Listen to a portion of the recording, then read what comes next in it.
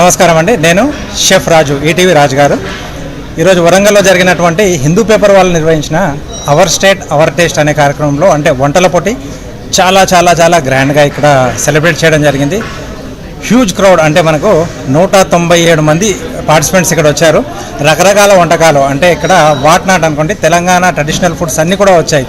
సర్వపిండి దగ్గర నుంచి పచ్చళ్ళు, తర్వాత సద్ది వచ్చింది ఇక్కడికి, అలాగే స్వీట్లు వచ్చాయి, మలిదా స్వీట్ వచ్చింది. ఇలా ఒక్కటే కాదు, రకరకాల వంటలు ఇక్కడ తీసుకొని వచ్చారు. చిన్నపిల్లల దగ్గర నుంచి, అంటే 8th క్లాస్ 9th క్లాస్ పిల్లల దగ్గర నుంచి మా అమ్మల వరకు, అంటే నానమ్మలు అమ్మమ్మలు వీళ్ళందరూ కూడా వచ్చి ఇక్కడ ఈరోజు వంటల పోటీలో పాల్గొనడం జరిగింది.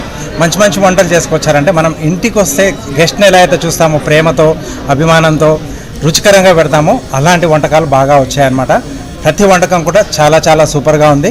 ఇదేంటంటే ఆశీర్వాద్ మనకు మసాలా కారం వాళ్ళు, అలాగే హిందూ పేపర్ వాళ్ళు నిర్వహించిన ప్రోగ్రాం. ప్రతి సంవత్సరం కూడా వీళ్ళు సౌత్ ఇండియా మొత్తంలో, అంటే తమిళనాడులో, ఆంధ్రప్రదేశ్, తెలంగాణ, అలాగే కర్ణాటక, కేరళ, ఈ అన్ని రాష్ట్రాల్లో కూడా వీళ్ళు నిర్వహిస్తున్నారు. ముఖ్య ఉద్దేశం ఏంటంటే లేడీస్లో ఉన్నటువంటి టాలెంట్ని బయటికి తీసుకురావడానికి, వాళ్ళకు కూడా ఒక ప్లాట్ఫామ్ని అరేంజ్ చేయడానికి ఈ యొక్క పోటీ ముఖ్య ఉద్దేశం.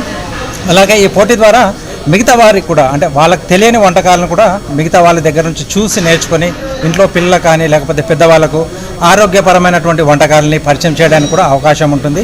సో చాలా మంచిగా జరిగింది. వరంగల్లో చాలా మంచి బెస్ట్ రిజల్ట్ అనమాట ఇది. సో నేను అలాగే మా కొలీగ్స్ ఇద్దరు, షెఫ్ చిన్నంరాజు గారు అలాగే షెఫ్ రవికాంత్ గారు కూడా, మాకు చాలా టఫ్ కాంపిటీషన్ అనమాట. అంత మంచి మంచి వంటకాలు ఇక్కడ మేము ఈరోజు రుచి చూసాం. జడ్జిమెంట్ తీసుకోవడం చాలా కష్టంగా అయింది.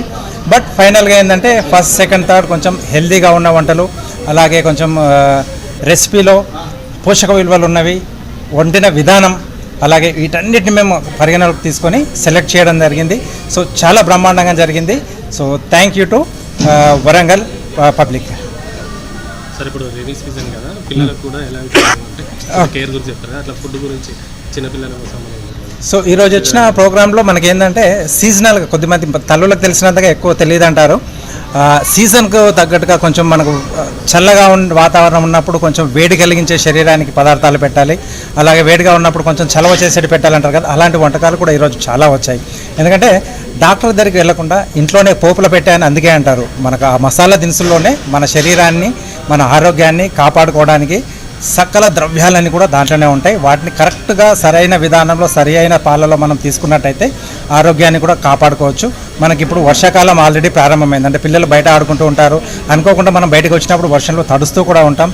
జలుబు, తర్వాత ఈ దగ్గు, ఇలాంటి జ్వరాలు రాకుండా మన ఇంట్లో ఉండే ఆ మిరియాలు కానీ, లేకపోతే జీలకర్ర కానీ, లేకపోతే వామాకు, పుదీనాకు, అల్లం, ఇలాంటి వాటితో కషాయాలు కానీ మనం రెగ్యులర్గా తీసుకునే బ్రేక్ఫాస్ట్లో, లంచ్లో, ఈవినింగ్ స్నాక్స్లో వాటికి రిలేటెడ్గా ఉండే సూపులు కానీ, లేకపోతే సలాడ్స్ కానీ, లేకపోతే చిన్న బజ్జీల రూపంలో, లేకపోతే ఉప్మాలు, లేకపోతే పులిహోరాలు, కిచిడి రూపంలో తీసుకున్నట్టయితే వాతావరణానికి మనకు వచ్చే ఆ డిసీజ్ ఏదైతే ఉంటాయో రాకుండా ఉంటుంది.